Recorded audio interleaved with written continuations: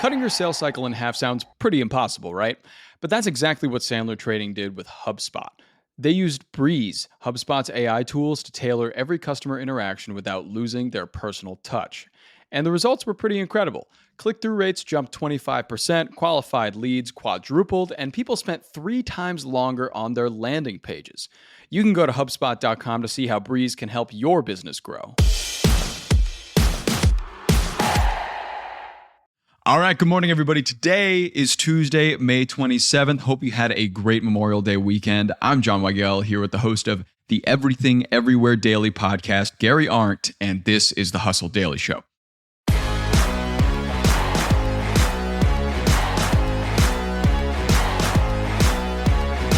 So, crazy fact for you. EVs were actually invented 150 years ago, and this current boom period with Tesla, BYD, Huawei, and Slate leading the charge is actually the popularity resurgence of electric vehicles. So, how did we get here? We're here with the host of the Everything Everywhere Daily podcast, Gary Arndt, to find out just that and talk some EV history. We'll get into that in a bit, but first, let's give you the headlines in business and tech. Starting us off, before you take that vacation later this year, just make sure the reviews are legit. Around 8% of the 31.1 million reviews submitted to Tripadvisor in 2024 were fake, according to the 2025 Tripadvisor Transparency Report. That's more than double the fake reviews they got in 2022. The bots are botting out there. Next, this year's Barbenheimer, coined Stitch Possible, blew out the Memorial Day weekend box office. Together, Disney's Lilo and Stitch and the 8th Mission Impossible movie helped create a record $325 million estimated box office haul for Memorial Day weekend. And with how the weekend started, with Lilo and Stitch grossing $145.5 million domestically Friday through Sunday, it seems like they're going to hit it or exceed it. Congratulations to Stitch and Tom Cruise on their dual effort. From there, we hit some social media. X went down early Saturday for over 25,000 U.S. users. Additionally, 11,000 users in the U.K. and hundreds in other countries have also reported issues around the same time. The outage was fixed, but this marks the second large-scale outage we've seen this year from X, the first being in March. And finally, McDonald's is shuttering all 5 of its alien-themed spin-off stores called CosMc, which it launched in 2023 to target Gen Z and their love of specialty beverage amid slumping sales. If you loved its churro cold brew, though, there is still some hope. Some McDonald's franchises will be testing CosMc-inspired drinks this year, so it seems like the experiment worked, but maybe it was a little out of this world for our world. Okay, look. Side hustles fail when they consume all of your time. I mean, every single bit of it. The pros, though, work smarter with AI doing all the heavy lifting. To help you out, we just dropped the Side Hustle Accelerator database. You can search your exact problem for your side hustle, grab the perfect prompt, and get results. If you're struggling with marketing, content, and customer service, it's all solved in just seconds. This isn't just another tool, guys. It's your unfair advantage in a spreadsheet. So stop asking AI the wrong questions and start scaling with what actually works. You can get it for free in the link in our show notes. And you can stop right now, actually. Why don't you take a look down at those show notes and tap the link. You don't want to sleep on this.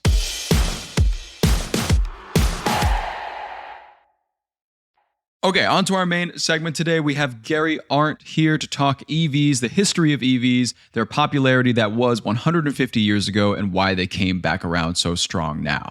So let's get into it.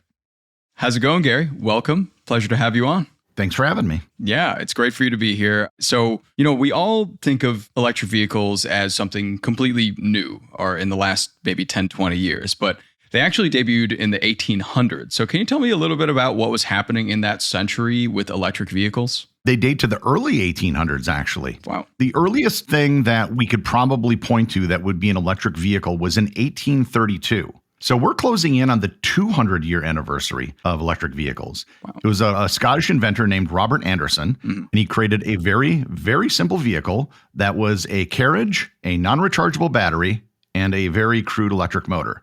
And it didn't go very fast, and it didn't go very far, but it was electrified transportation. Wow. And so electric vehicles came first, simply because they're simpler. Yeah, right. An electric vehicle is conceptually a very simple thing. Mm-hmm. It's a battery, it's a motor, and there are some wheels. That's an oversimplification, but really that's all it is. And so when they started developing vehicles like this, it was natural for them to go to electricity first because they had already figured out how to hold a charge in a battery and they had crude electric motors, and it was very simple for them to do. Yeah, and was there a time when gas-powered vehicles came to the equation and people still preferred electric vehicles? Internal combustion engines are really complicated, and it took decades for them to work out the engineering kinks that allowed an internal combustion engine to eventually become better than an electric battery. And that took place, I would say, in about the late 19-teens to the early 1920s. And the reason why it eventually overtook it was because of the battery limitations. Electric cars were basically stuck with using lead acid batteries, which were incredibly heavy. They couldn't go very fast and they couldn't go very far. So you could basically make very short trips with it.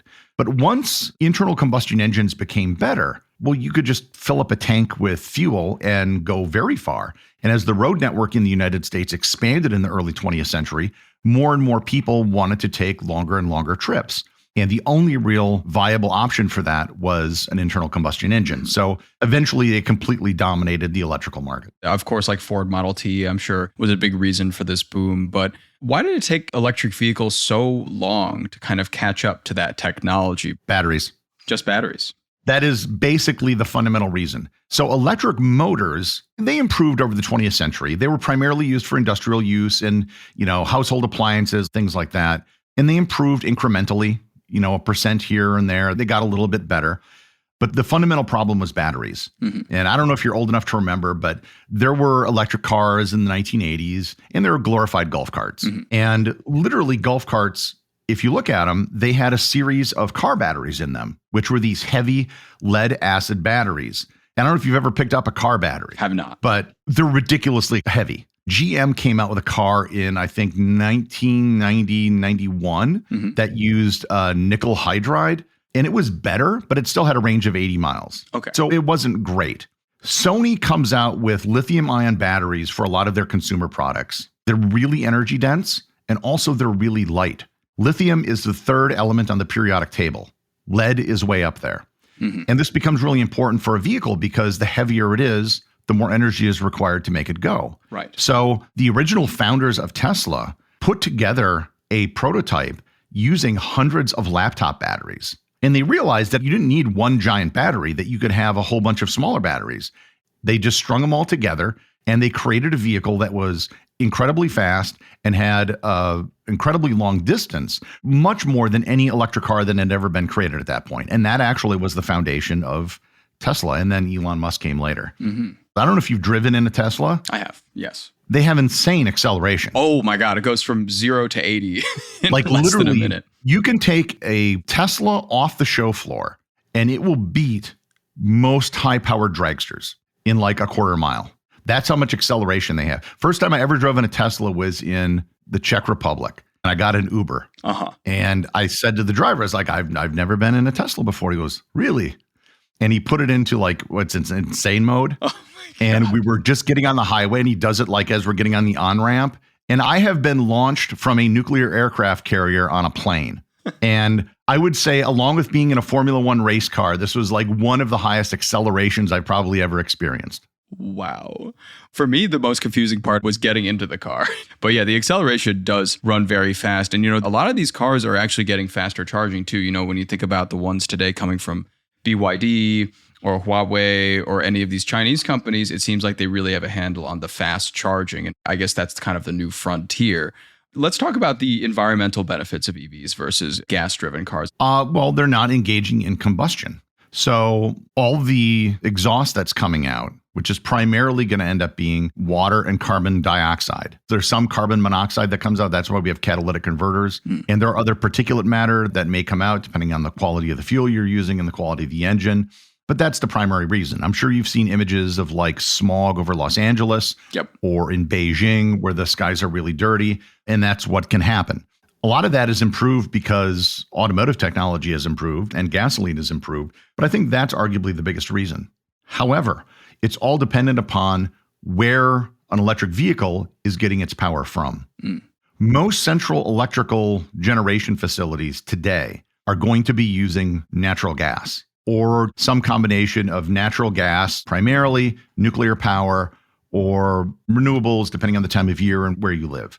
Any of those is going to be cleaner than burning gasoline or diesel. Sure. So that, I think, is the ultimate argument for it.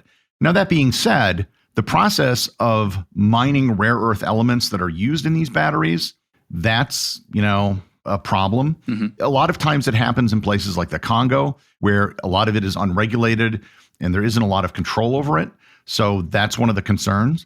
But the other side is that the demand for batteries, not just for vehicles, but across everything, has increased people looking for both rare earth elements and lithium. Yes. And so now there's been several major lithium finds that have been discovered in the United States that they've not started mining yet.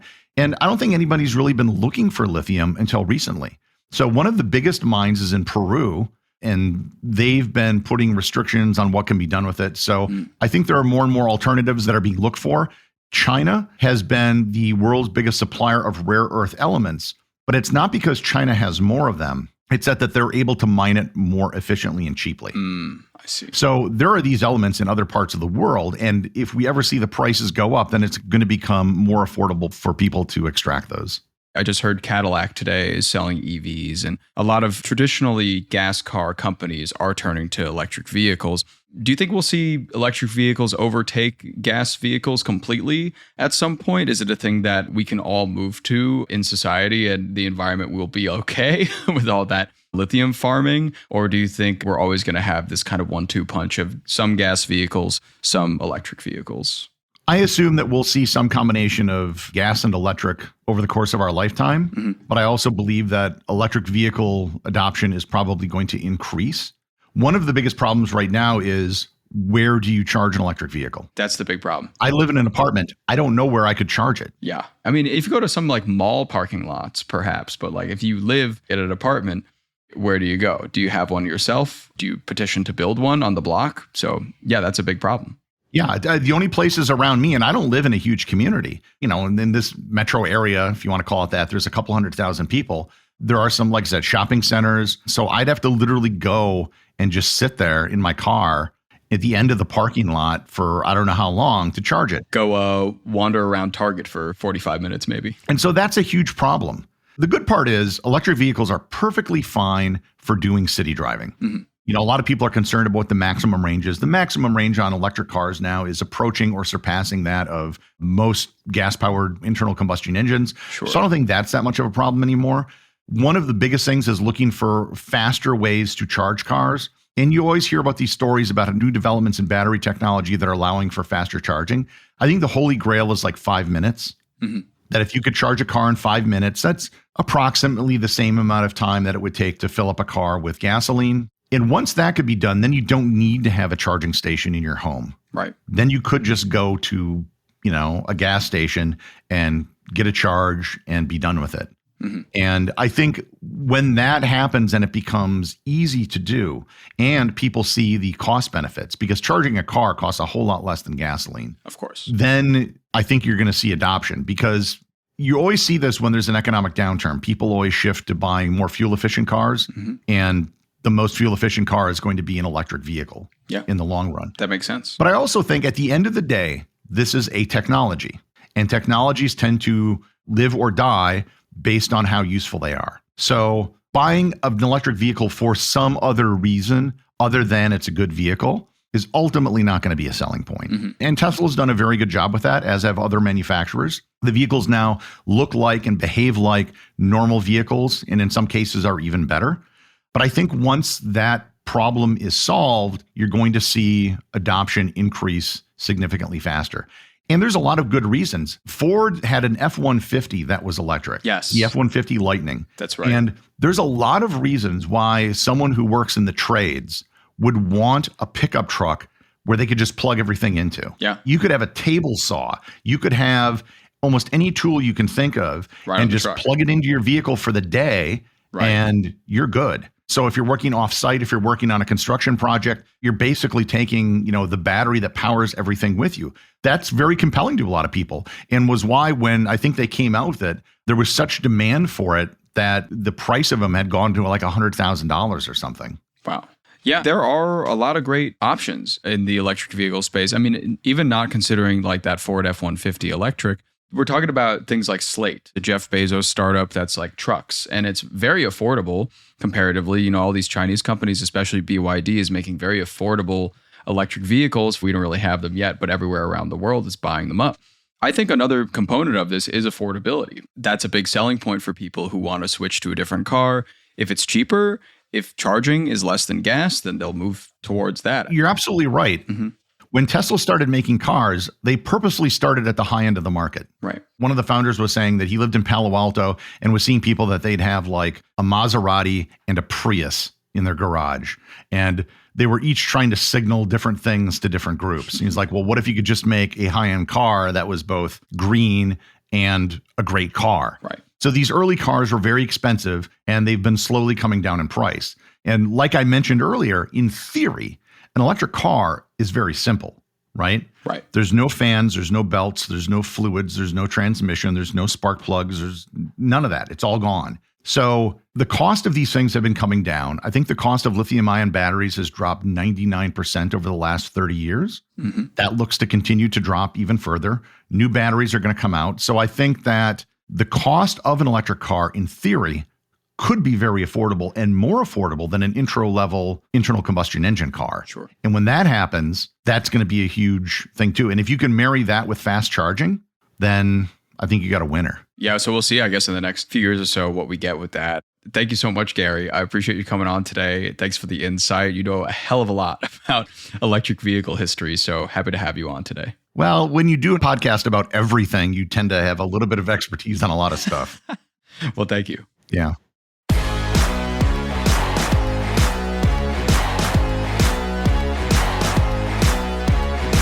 All right, that's going to do it for us today. Thanks, everybody, for tuning into the Hustle Daily Show. We're a proud part of HubSpot Media. Our editor is Robert Hartwig, and our executive producer is Darren Clark.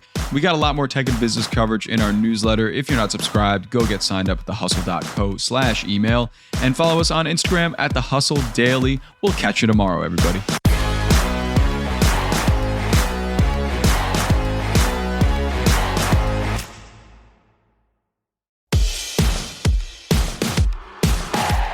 Hey, everybody. I've been listening to this great podcast lately. You got to check it out. It's called Content is Profit. It's hosted by Luis and Fonzie Camejo, and it's brought to you by the HubSpot Podcast Network, the audio destination for business professionals. So in this podcast, you can discover the secrets and strategies on how your business can achieve the frictionless sale. We talk about frameworks, strategies, tactics, and bring special guests to bring you all the information you need in order to turn your content into profit. Recently, they did a whole episode on micro creators and UGC and how those things are transforming the social media industry, especially for profit. They had a guest on, William Gassner, who is the co-founder of Stack Influence. So definitely check that episode out if you want to learn more about the social media landscape as it is currently. You can listen to Content as Profit wherever you get your podcasts.